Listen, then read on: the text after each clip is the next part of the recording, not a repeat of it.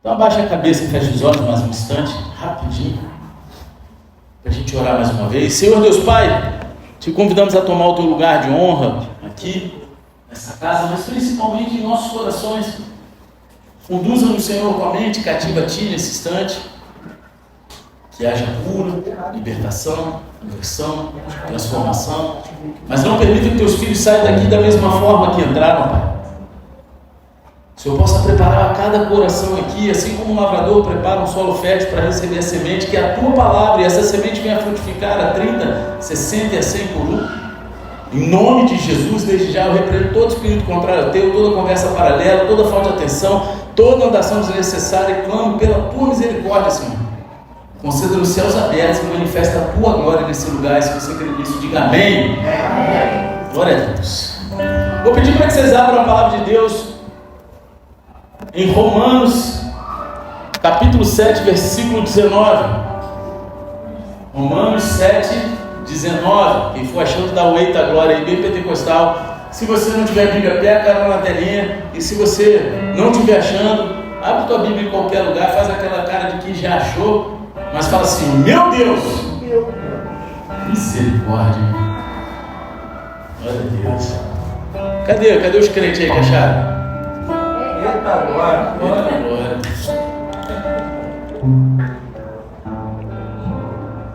E diz assim: porque não faço o bem que eu quero, mas o mal que eu não quero, esse faço. Mas se eu faço o que não quero, já não sou eu quem o faz, e sim o pecado que habita em mim. Assim encontro essa lei: quando quero fazer o bem, o mal reside em mim. Porque segundo o homem interior tenho prazer na lei de Deus, mas vejo nos meus membros outra lei que, guerreando contra a lei da minha mente, me faz prisioneiro da lei do pecado que está nos meus membros. Miserável homem que sou, quem me livrará do corpo dessa morte? Hoje, a gente está diante de uma das passagens mais sinceras e profundas da vida cristã. Paulo, um grande apóstolo, homem de fé e de tantas revelações, ele se apresenta de maneira vulnerável. Ele nesse momento ele expõe a sua luta, a luta que todo cristão enfrenta, a batalha entre a carne e o espírito, entre o querer fazer o bem e a inclinação para o mal. Amém? Então, se você vive isso na tua vida, eu acho que todo ser humano vive, né? Não fica triste, porque Paulo também viveu. Grandes homens de Deus viveram essa verdade. E no contexto histórico, essa carta aos Romanos, ela foi escrita em um momento em que Paulo ele estava explicando a complexidade da lei e do pecado. Porque para o judeu do seu tempo, a lei de Moisés era o caminho para a retidão. Eles tinham a lei de Moisés como o caminho para ser reto. No entanto, Paulo lhe revela que a lei por si só, ela não é capaz de salvar o homem da sua natureza pecaminosa. Porque existe algo dentro de nós. É uma força que nos puxa para viver o erro, mesmo quando a gente conhece a vontade de Deus. É aquele negócio que nos, sabe, a gente fala: meu Deus, eu sei que isso é errado. Paulo, ele admite que, apesar do seu desejo de fazer o bem, ele frequentemente faz o mal que ele não quer. E isso é um reflexo da condição humana desde a queda de Adão. Nada mais do que isso. Todos nós, como filhos de Deus, já nos deparamos com esse dilema, não é verdade? Ou não? Só lá no ar. Né? Porque tem crente que não gosta de admitir.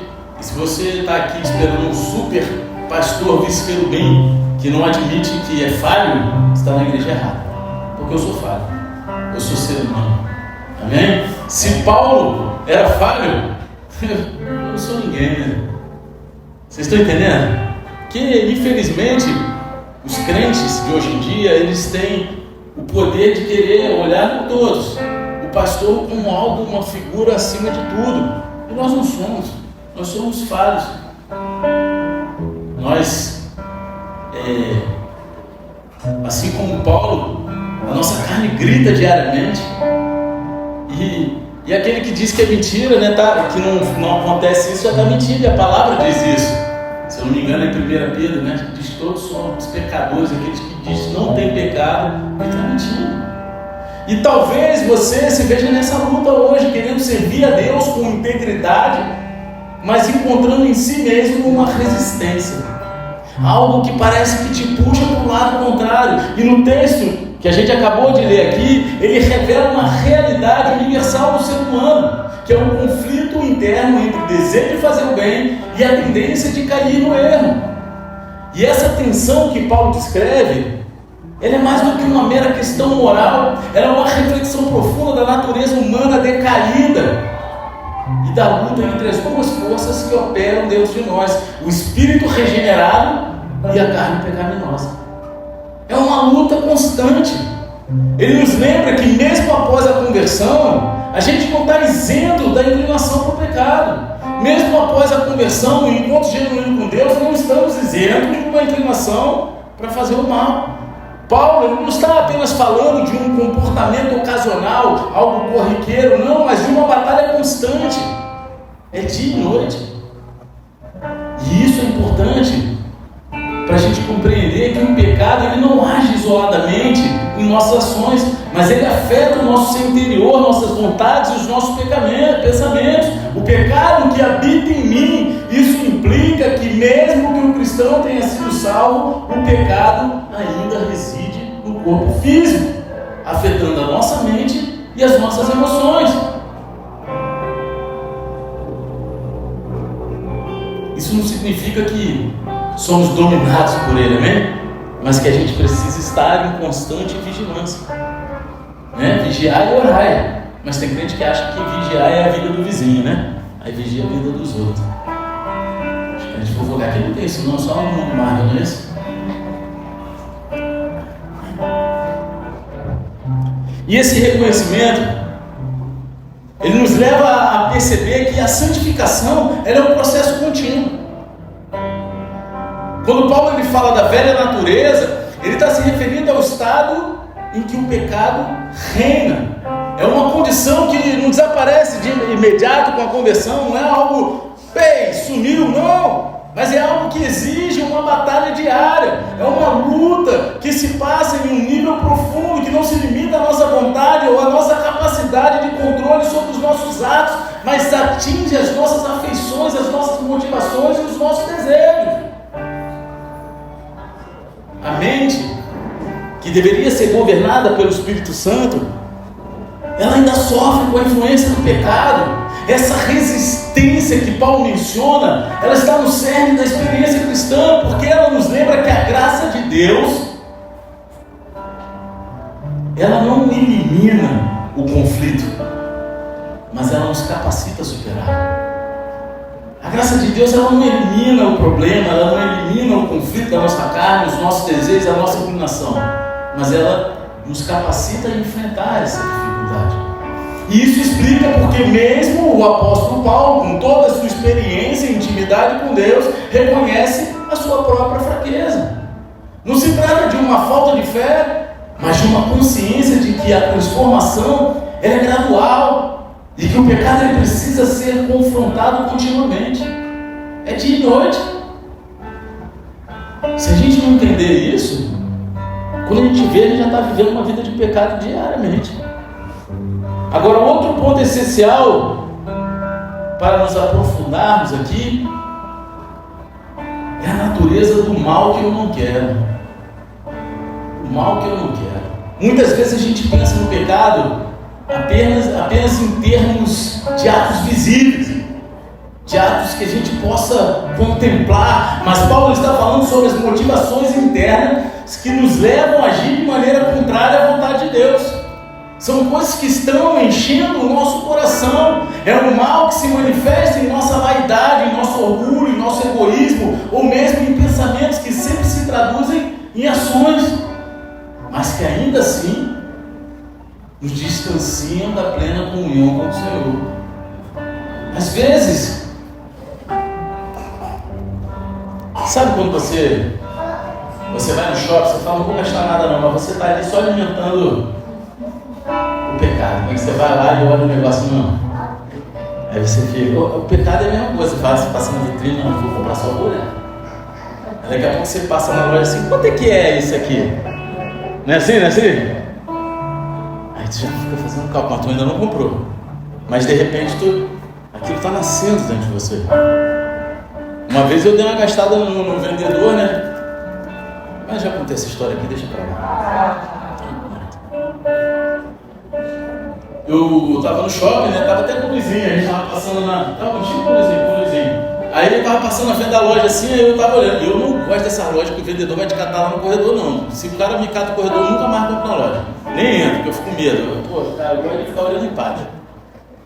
Eu gosto de olhar, ficar, alimentar o pecado, né? Sem ninguém me perturbar. Mas eu tava olhando ali, o cara quer entrar, não sei o que lá. Não, cara, eu só tô dando uma olhadinha. Mas aí o cara foi lá e falou assim, mas começa assim, uma olhadinha, e depois isso aqui. Eu falei, é que nem o pecado, né? A gente contempla e depois a gente vai e cai. Aí o cara ficou olhando assim, pô, o cara era desviado mesmo. Aí eu soltei o manto pra ele, né? Aí rolou o xaramanaia lá. Mas o pecado é assim, ele começa no nosso interior. Ele começa ali em algo que, se a gente não lutar diariamente, daqui a pouco a gente dá vazão à carne. E por fim, a luta que Paulo descreve não é uma mensagem de derrota, mas é um chamado para dependermos da graça de Deus. A consciência de que a nossa fraqueza, ela não deve nos levar ao desespero, mas a compreensão de que a força para vencer não vem de nós mesmos, mas do Espírito Santo que habita em cada um de nós. Mesmo em meio a essa batalha, a vitória está assegurada, não pela nossa própria capacidade, mas pela obra redentora de Cristo. Amém? Esse texto, ele nos ensina sobre a realidade da vida cristã. Uma jornada de contínua transformação, onde reconhecemos as nossas limitações e dependemos inteiramente do poder de Deus para vencer o pecado. Aí chega no versículo 21 ou 23, Paulo ele nos apresenta a luta entre as duas forças fundamentais, a lei de Deus e a lei do pecado. E essas leis, elas operam simultaneamente dentro de cada um de nós cristãos, criando uma tensão contínua entre o desejo de fazer o bem, guiado pela vontade de Deus, e a tendência natural do corpo, influenciado pelo pecado, que geralmente nos conduz a desviar do caminho de Deus. A lei de Deus, mencionada por Paulo, não é apenas um conjunto de regras externas, mas ela é um reflexo do caráter de Deus em nossas vidas. Ela é um padrão de justiça que deve ser amado e seguido de coração. É algo interessante porque a gente vê nos 10 mandamentos, né? Não matarás, não é isso? Mas ninguém precisa desse mandamento para saber que isso é errado. Se você chegar numa tribo indígena, num lugar mais remoto, que nunca ouviu falar de Deus, eles sabem que é errado matar. Sim ou não? Já está no nosso interior. Mas às vezes a ira faz o cara querer matar, né? Não é isso?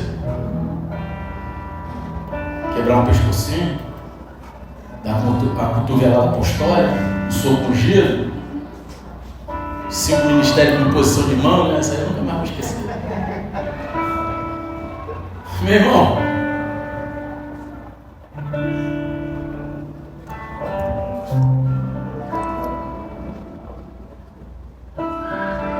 quando Paulo diz da lei de Deus, traz prazer. Ele se refere ao fato de que o cristão regenerado pelo Espírito Santo encontra em seu íntimo interior um desejo de obedecer a Deus. Essa é a inclinação espiritual, uma nova natureza dada pela fé em Cristo, que anseia viver em conformidade com a vontade de Deus. Agora, apesar dessa transformação interna, a lei do pecado ainda atua nos membros, ou seja, no corpo físico e na nossa carne.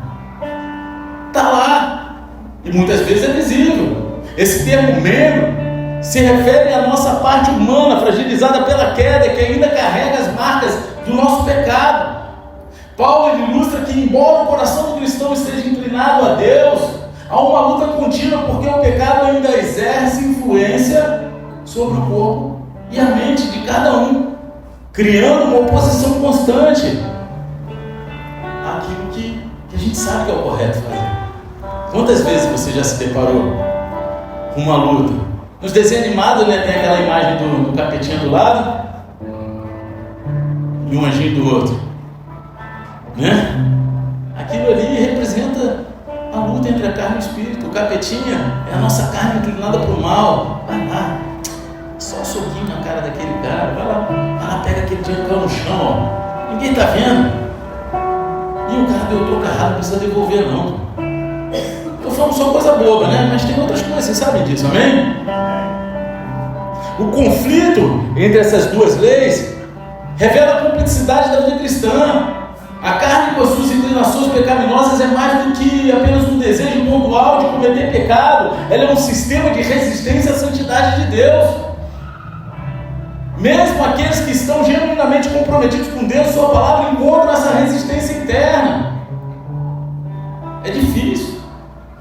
E isso pode gerar uma sensação de frustração, porque por mais que a gente ame a Deus, por mais que a gente ame a Deus de lei, a lei de Deus, a Deus de lei, olha aí, inverti tudo. Muitas vezes a gente age de maneira contrária a esse desejo. Muitas vezes a gente age contra tudo aquilo que a gente sabe que é o correto. A gente fala, meu Deus, por quê? Agora, no contexto da nossa experiência cotidiana, esse conflito ele pode ser visto nas pequenas e grandes decisões da nossa vida. O desejo de fazer o bem, ele pode ser sabotado por impulsos, por tentações, por fraquezas que nos levam a agir de forma contrária àquilo que a gente sabe que é o correto. A gente que é impulsivo, né? Eu, né? Vocês não, vocês são... É difícil, cara. Porque quando a gente vê, hoje em dia eu estou um pouco mais dominado. Não 100%, né, irmão? Mas bastante, né? Melhorei um pouquinho, né? Mais ou menos, olha lá, misericórdia.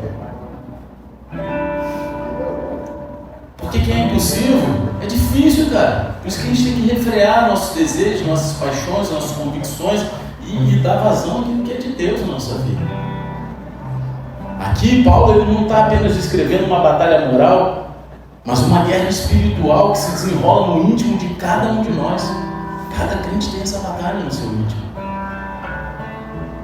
O diabo, aproveitando-se dessa luta, ele tenta usar as nossas falhas e quedas como oportunidade para semear uma dúvida na nossa mente e um desânimo. E eu quero falar, eu não sou aquele pastor que fica botando a coisa das culpa no diabo, não. Eu tenho até pena do diabo às vezes, porque os crentes falham pelo caráter deles e ficam falando, a culpa é do diabo. Não é isso, já viu? A gente que está mole. A nossa inclinação abre uma brecha para que ele atue. A culpa não é dele, a gente dá legalidade. Se você andar dentro da lei, você não vai ser preso. Pô, mas eu fui preso, a culpa é do polícia. A culpa é do polícia que você vai preso? Não, a culpa é você que vacilou, pô. Não é isso? Sim ou não? Sim. Ele nos faz acreditar que por causa das nossas fraquezas, a gente está além da redenção e de que essa batalha interna significa que não somos dignos de Deus. Quantos aqui já sentiram, eu não sou digno? Não somos mesmo, mas a gente não pode fazer nada para merecer isso. A gente não pode fazer. No entanto, Paulo ele nos assegura que essa luta ela não é um sinal de fracasso, mas sim de uma realidade normal da caminhada cristã de cada um de nós. Todos nós vamos viver, desde o novo convertido até o apóstolo, o vice-querubim, o ministro do louvor mais sinistro, o ungidão, o pastor mais profético e se ele canta lá na praia, pode orar em 30 línguas espirituais, pega na vassoura e anda, vai viver essa verdade. O cristão ele não está isento de conflito. O cristão ele é chamado a perseverar, sabendo que essa batalha é parte do processo de santificação. Faz parte. E esse embate entre a lei do pecado e a lei de Deus, ele também destaca a importância da dependência do Espírito Santo, porque sozinhos nós somos incapazes de vencer a carne e as suas tentações, mas com o auxílio do Espírito Santo, meu querido, a gente é fortalecido para subjugar os impulsos da carne e viver de acordo com a vontade de Deus, só através do Espírito Santo. Sem o Espírito Santo, vocês não iam querer conhecer o Fernando. Com o Espírito Santo, eu estou pastor Fernando, eu estou, mas sem ele, acho que ninguém queria me conhecer. Maria José viu lá, né? Ela, mas controlei, não foi? Mas ela viu a cara e falou: esse cara, esse Espírito Santo era brabo, né? Ela falou que tinha uma onça. Eu falei: onça nada, tá muito estranhando, era leão mesmo, mas nem a onça. Tô brincando. A verdadeira vitória, ela não está na ausência de luta. A ausência de luta você até ganha por WO, né? Mas não é a mesma coisa, não é não? Não é, carequinha? Tu entra no campeonato, tu vai lutar. Quanto mais difícil a luta, mais gostosa a vitória, né? Misericórdia, cara. Ou seja, a verdadeira vitória não está nessa ausência de luta, mas na capacidade de, mesmo em meio ao conflito, continuar buscando a retidão através da graça de Deus. Continuar buscando. O pau está quebrando, vou continuar buscando. A tempestade está virando, mas eu vou continuar buscando. A minha carne está gritando. Minha vontade é de quebrar 3 pescocinhos. Mas eu vou continuar ali, permanecer buscando em Deus, o Espírito Santo controlando. É o rivotril diário do crente, é o Espírito Santo. É o que nos acalma. Essa luta, ela nos lembra de que o cristão ele vive entre 2 mundos. O presente, onde o pecado ainda tem influência, e o futuro, onde a redenção ela será completa e o pecado não mais terá poder sobre nós. A tensão entre esses 2 estados é o que o Paulo chama de guerra entre o velho e o novo homem. É a guerra entre a carne e o espírito. Mas a esperança cristã está na certeza de que, embora essa guerra ela persista, a vitória final já foi conquistada por Cristo na cruz. Essa é a garantia de que um dia, nós seremos completamente livres da presença do pecado em nós. Essa é a minha maior esperança. Glória a Deus. Porque é difícil. Paulo, no versículo 24, ele expressa um profundo lamento sobre a condição humana. Ele fala: miserável homem que sou, quem me livrará do corpo desta morte? Cara, você consegue ver o lamento dele nessa frase? Esse clamor ele surge da percepção de que, por mais que ele deseje fazer o bem, o pecado ainda o prende. Por mais que ele busque incessantemente viver aquilo que é bom aos olhos de Deus, o pecado ainda está puxando ele para o outro lado. Aqui Paulo, ele está refletindo uma verdade que transcende o contexto imediato, que é o reconhecimento da nossa completa incapacidade de superar a força do pecado por nós mesmos. Porque por nós mesmos a gente não consegue nada. Sem Jesus, sem o Espírito Santo, meu irmão, não queira conhecer o pastor Fernando. Não queira.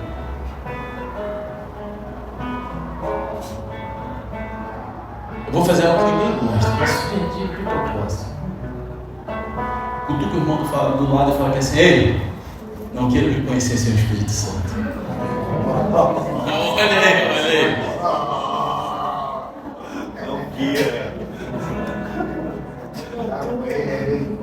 Não quero me conhecer.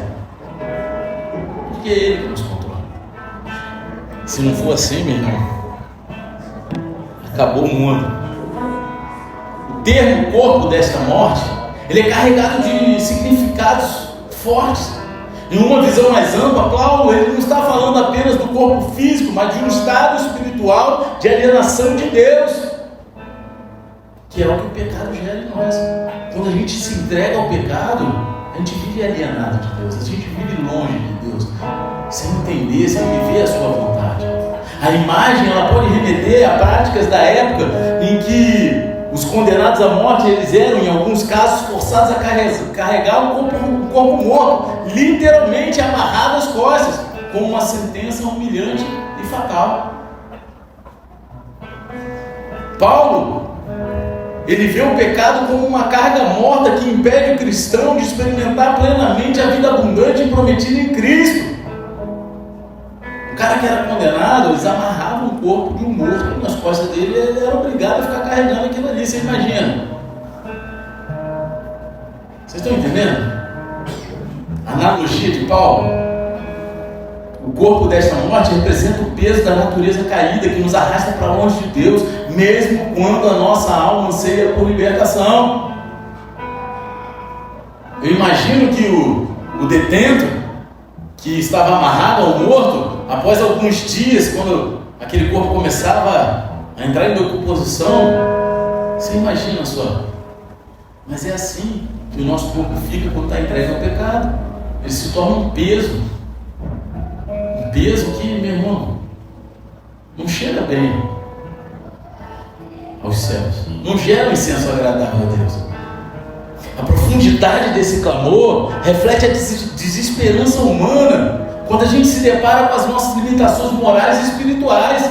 Paulo, ele está admitindo que por mais que ele se esforce, ele não consegue se livrar dessa condição sozinho. E isso revela um aspecto crucial da fé cristã, que é o entendimento de que a libertação e a vitória sobre o pecado, ela não vem de nós mesmos, mas de Deus.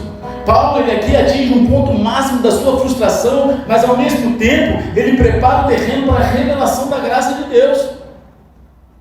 Ele está no ápice da frustração dele, mas ele está mostrando o caminho para a graça de Deus. Esse momento de angústia, ele não é o final da história. A pergunta retórica é: quem me livrará? Ela aponta para uma esperança além das capacidades humanas. Paulo, ele sabe que a resposta para a condição não está nas suas próprias obras, força de vontade, ou na sua capacidade de seguir as leis de Deus, mas na pessoa de Jesus Cristo. No versículo seguinte, ele vem e exulta: graças a Deus por Jesus Cristo, nosso Senhor. Ele dá graças a Deus por Jesus Cristo, nosso Senhor. A libertação vem por meio dele, o único capaz de quebrar o poder do pecado e da morte sobre nossas vidas. Sem esse entendimento, não queira conhecer o Júlio, não queira conhecer o Roberto, Luizinho, não é não? Essa transição do desespero à esperança, ela é crucial para entender a dinâmica da vida cristã. A experiência de frustração e fraqueza é o paradoxo. É o ponto onde a graça de Deus se manifesta com maior clareza. Quando Paulo lhe reconhece a incapacidade, ele se abre para a obra redentora de Cristo, que traz a verdadeira libertação. E aqui a gente vê a essência do Evangelho. Cristo, ele se torna a resposta para o problema do pecado, e não apenas como um exemplo moral ou um mestre espiritual, mas como um Salvador que realmente nos livra da escravidão do pecado. E aí eu vou aqui falar algo que, cara, eu tenho falado todo culto. Quase todo culto eu falo. Esse lance que Deus não te dá uma luta maior do que você possa suportar é mentira. Não está na Bíblia isso. Porque se a gente pode suportar, a glória não é de Deus. E se você achar isso na Bíblia, eu vou embora correndo agora. Largo o culto e vou embora. Não tem. Eu me sentia pecador. Porque Deus, eu não estou aguentando. Não, me perdoa. Se o Senhor não me dá uma luta maior que eu possa suportar. Eu estou cansado. Eu falava assim. Quantas vezes você se sentiu mal de não estar aguentando? Levanta aí quem já se sentiu mal de não estar aguentando. Porque sempre botaram essa verdade bíblica sobre a tua mente. Um peso que não dá para carregar. Paulo, ele fala lá em 2 Coríntios, eu não me lembro desse direito, mas depois você procura em casa. Ele fala que assim, passei por tamanha tribulação acima do que poderia suportar, pensando em desistir da própria vida. Paulo. Só que aí, um ou dois capítulos depois, ainda no mesmo contexto, ele fala assim: porque é na minha fraqueza que o poder de Deus se aperfeiçoa. É na nossa fraqueza, a gente precisa aguentar para se render a Ele. A nossa carne está gritando e é quando a gente vai lá e fala: Deus, é você, é o Senhor, vai, leva, faz a tua obra, que eu não aguento. A minha carne é fraca. A minha vontade é de sucumbir. A minha vontade é de me entregar.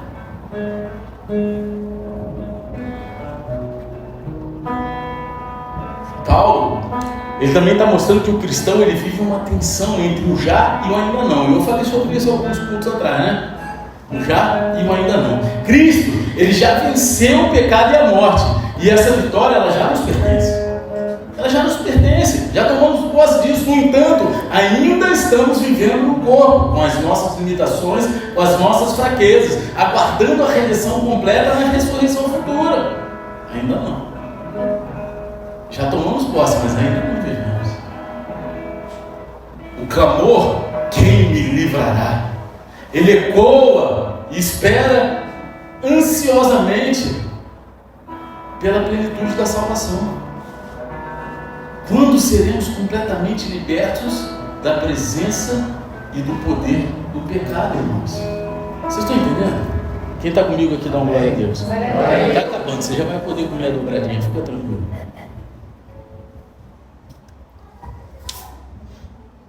Essa passagem, então, ela nos convida a refletir sobre a nossa própria vida.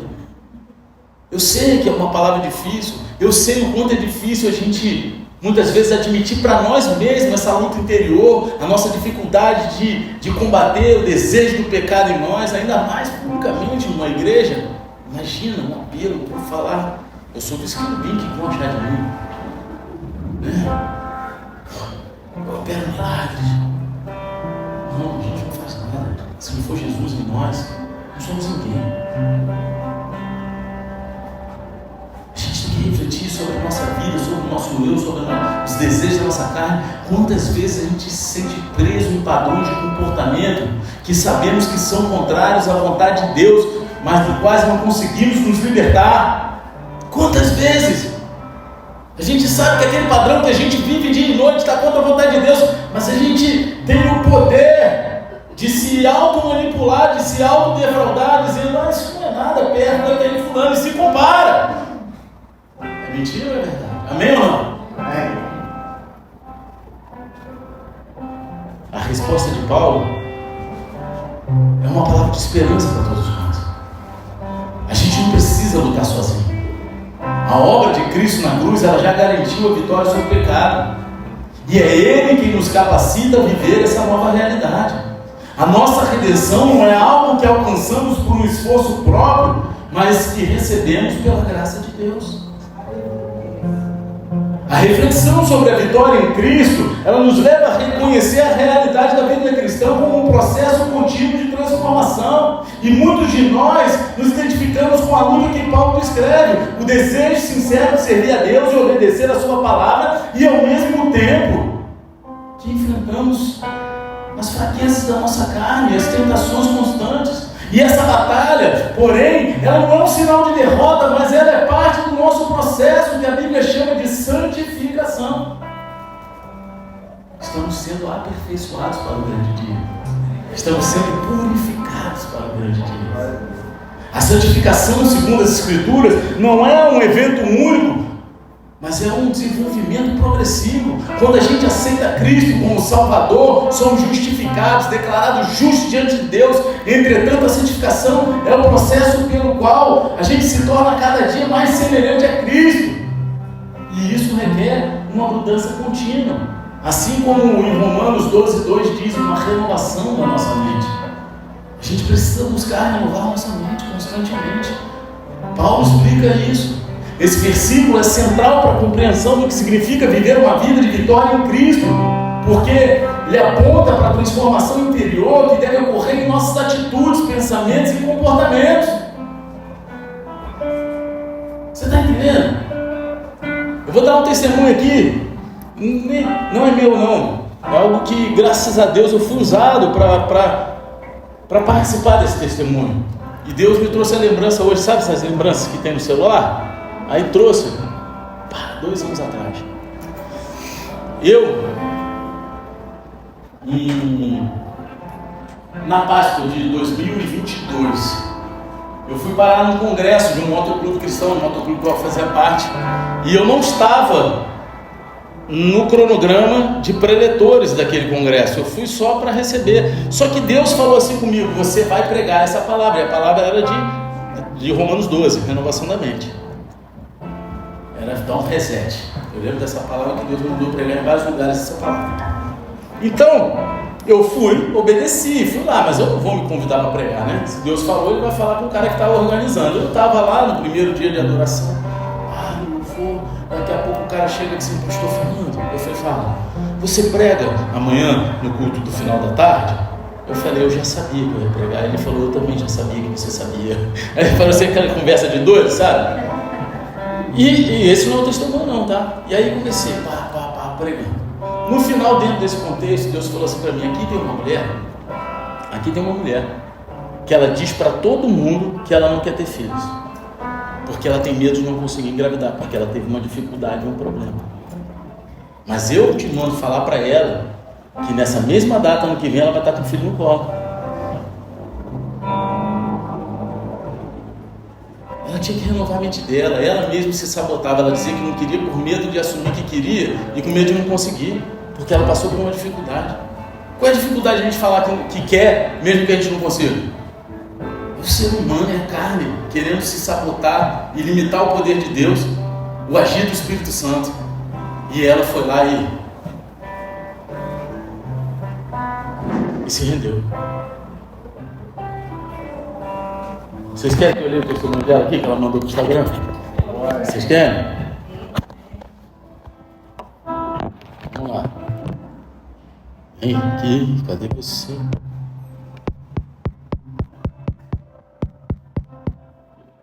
Ei, pastor, a paz. Não sei se vai lembrar, mas você pregou no congresso lá do motoclube em abril, acho que dia 26, e falou sobre a promessa. E Deus te revelou que tinha uma mulher ali que sempre dizia que não queria ter filhos porque achava que não podia. Era eu. Naquela noite, desafiei Deus e pedi para que você falasse de novo sobre isso, caso fosse para mim. E você falou. Hoje, estou grávida de quase 5 meses. Isso já tem 2 anos, tá? Estou grávida de quase 5 meses, de uma menina, Lavínia. Meu marido e eu tínhamos problemas de fertilidade, mas na segunda tentativa Deus mandou. Obrigado por deixar Deus te usar. Aí ela fala assim: até para você saber de antemão, eu fiz uma cirurgia em 2009 e tirei 95% dos meus ovários. Desde então, os médicos falavam que eu deveria tentar ter filho logo, se quisesse. Ano passado, meus ovários estavam hipertrofiados. Em março desse ano, estava entrando na menopausa precoce, que era esperada em virtude da cirurgia. Mas em abril veio a promessa. E essa lembrança aqui é de outubro de 2022, ou seja, ela estava grávida de 5 meses. Naquela data, ela estava com filha na mão. Até quando você vai continuar lutando? Vai deixar, permitir que a tua carne vença essa guerra.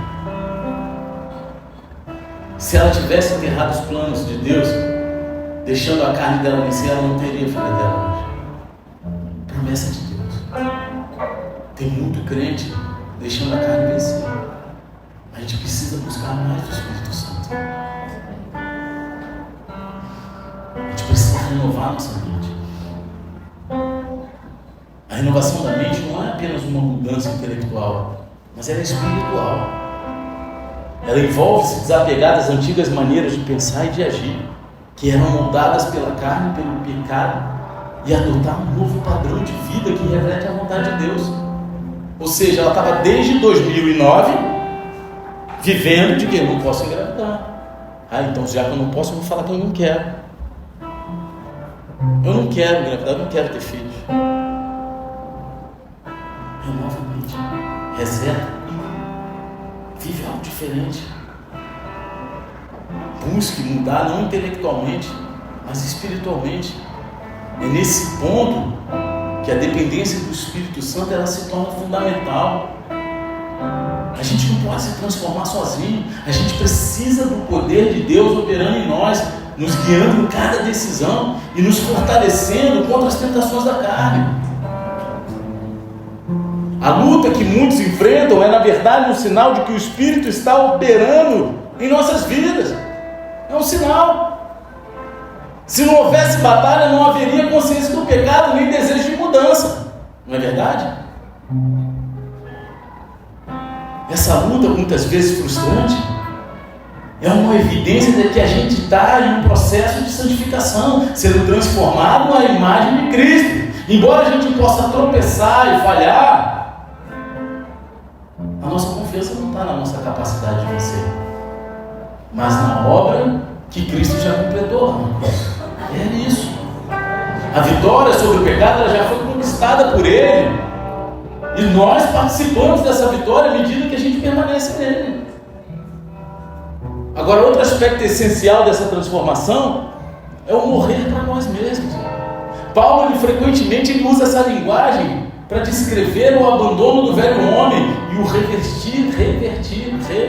revestir-se do novo homem. A gente vê isso lá em Efésios 4, 22 e 24. Morrer para si mesmo significa abrir mão dos desejos egoístas, da busca por santificação, satisfações imediatas e carnais, e submeter tudo à vontade de Deus. É difícil sim, não é fácil, e por isso a luta continua, mas também é o caminho para a verdadeira liberdade. Não vai ser fácil, não vai. Se for fácil, a gente não dá valor. Se for fácil, a gente não vai compreender o que Jesus viveu por nós, o que Ele fez por nós. Quando a gente se rende ao senhorio de Cristo, a gente encontra a força para superar o que anteriormente nos prendia. Essa rendição, ela não é algo passivo. Ela envolve uma ação deliberada de buscar a Deus diariamente, de nos alimentarmos de Sua palavra e de cultivarmos uma vida de oração. E aí eu sempre pergunto aqui, quem é que lê a palavra todo dia? Todo dia, não é o versículo do dia do aplicativo, não. Quem é que lê? Todo dia a palavra. Você está entendendo? É isso que eu estou falando, cara. A gente precisa entender. Hoje a gente estava numa reunião, foi que eu falei, cara, a gente precisa aprender a ser confrontado. Primeiro por Deus, a palavra nos confronta, que se não confrontar na transformação, e pelos irmãos. Tem gente que fica chateadinho com o pastor, com o irmão, com o líder, quando o cara confronta e aponta, fala que assim, cara, tu tem que mudar, tu tem que ir, né? O Espírito Santo mostra o erro para tentar trazer conserto. Tem gente que vai embora da igreja, fica chateado, fica de mal, decepcionado. Pô, você quer escutar coisa bonitinha o tempo todo, tapinha nas costas? Não é na igreja, é no lugar de coach, é mentoria VIP. Não é isso? Não é? Não é na igreja. A renovação da mente, ela acontece à medida que a gente se expõe continuamente à verdade das Escrituras e a gente permite que ela molde quem devemos ser em Cristo, não aquilo que queremos ser, aquilo que a gente acha que deve ser, mas quem Deus quer que a gente seja. A carne ainda vai tentar nos puxar para baixo, mas quanto mais alinharmos os nossos pensamentos e atitudes com a vontade de Deus, mais forte a gente vai se tornar na batalha contra o pecado. É fato. Agora, a vitória em Cristo, ela não significa uma vida sem dificuldades ou sem tentações, mas uma vida em que, apesar das lutas, a gente sabe que o poder de Deus está operando em cada um de nós. Foi como Paulo, ele falou lá em Filipenses 1,6, aquele que começou a obra em vocês, há de completá-la até o dia de Cristo Jesus. Ele começou e ele vai completar. Essa confiança na fidelidade de Deus, ela nos dá esperança em meio à luta, porque a gente sabe que Ele está nos transformando dia após dia, até que a gente alcance a plenitude da redenção. A luta que a gente enfrenta é um sinal de vida espiritual e não de fracasso. Enquanto a gente permanece em Cristo, a gente vai ser transformado pela renovação da nossa mente. E é Ele que nos capacita a viver essa vitória. Amém? Fica de pé, abaixa a cabeça, fecha os olhos em nome de Jesus.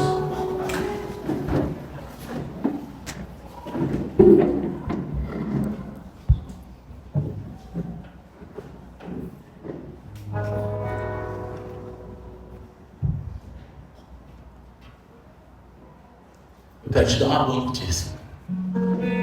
Sabe qual é a boa notícia que eu quero te dar essa noite? É que não estamos sozinhos nessa luta. O Espírito Santo nos foi dado para nos ajudar, nos fortalecer e nos guiar em toda a verdade. Assim como Paulo, nós podemos gritar: miserável homem que sou, mas também podemos, com a mesma confiança, declarar: graças a Deus por Jesus Cristo, porque Ele nos dá a vitória. Se hoje você se sente cansado dessa batalha, eu quero te encorajar a se entregar mais uma vez para Deus. Permita que o Espírito Santo renove as suas forças e te capacite a viver uma vitória sobre a carne. Permita-se. Não é pela nossa força, mas é pela graça de Deus que prevalecemos. Vamos lutar uma boa luta, sabendo que em Cristo somos mais que vencedores. Que Deus possa abençoar a nossa vida e que essa palavra encontre abrigo em cada coração aqui essa noite. E eu quero fazer 2 orações. A primeira oração é com você que talvez tenha entrado aqui pela primeira vez hoje, ou já tenha frequentado outra igreja, ou até já está vindo aqui, mas essa noite você entendeu que o primeiro passo para você conseguir lutar, não com as tuas forças, mas com o poder do Espírito Santo que habita em nós, contra a tua carne, é entregar a tua vida para Jesus, reconhecer como único Senhor Salvador. E se você quer entregar a tua vida para Jesus nessa noite, dando o primeiro passo de fé que diz na palavra aqui, que é pela fé que somos salvos, confessando com a nossa boca. Se você quer fazer essa confissão essa noite, levanta a tua mão onde você estiver e repita comigo essa oração. Senhor Deus Pai, Senhor Deus Pai, me perdoa por todo o tempo que andei longe de Ti. Mas essa noite eu entrego meu coração no Teu altar e reconheço que Jesus Cristo, aquele que morreu na cruz por mim e ao terceiro dia ressuscitou, é o meu único e suficiente Senhor e Salvador. Pai, escreve meu nome no livro da vida e me conduza até a eternidade. Em nome de Jesus. Amém. E amém. Continua com a tua mão aí no teu coração, levantado. Senhor Deus Pai, apresenta essas vidas aqui no meu altar. São filhos e filhas que se arrependeram, entregaram-se ao teu senhorio, Pai, declarando, Pai, que depende de Ti.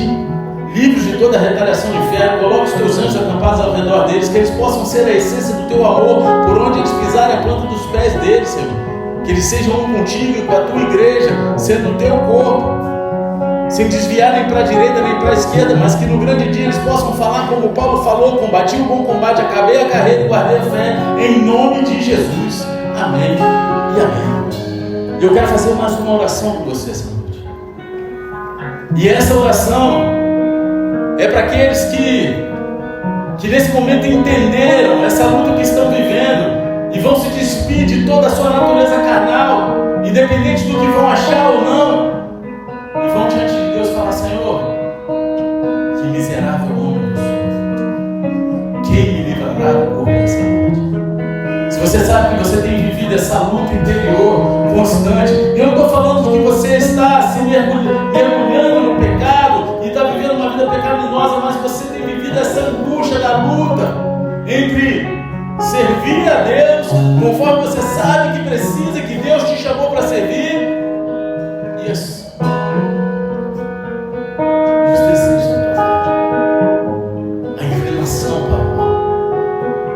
E se você sabe que é com você que Deus falou a noite toda, sai do teu lugar em nome de Jesus, vem até aqui à frente, vem até aqui para que a gente possa orar por você, porque Deus, Ele quer mudar a tua trajetória. Através do Espírito Santo, Ele quer conduzir o teu coração a um tempo novo na presença dEle. Ele quer tirar todo o peso, para que você entenda que não é através da tua força, mas é Ele que vai te convencer, é o próprio Espírito Santo que vai te conduzir por cada passo da tua vida, e assim, no grande dia, você vai olhar e vai falar: valeu a pena. Você daqui a pouco vai poder estar falando, como Paulo falou: graças a Deus por Cristo Jesus que nos deu vitória, porque é Ele que nos concede a vitória. Eu consigo ouvir.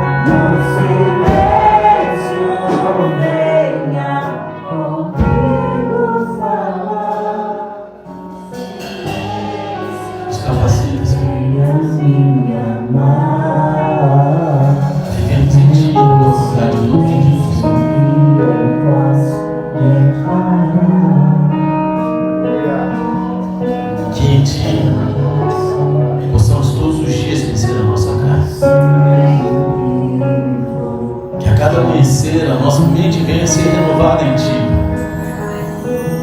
Possamos assim viver em novidade. A cada dia levantando um altar de adoração a Ti e apontando, Senhor, para a Tua salvação.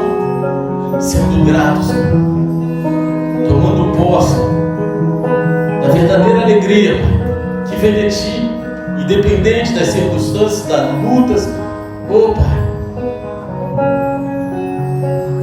que a gente viva, Senhor, a plenitude da Tua vontade, no Teu Espírito Santo em Cristo Jesus. Porque graças Te damos, Senhor, por Cristo Jesus, que nos concedeu a vitória. E se você pode dar graças ao Senhor por isso, aplauda Ele de todo o coração, pois Ele é Deus e Ele está aqui. Aleluia, Senhor.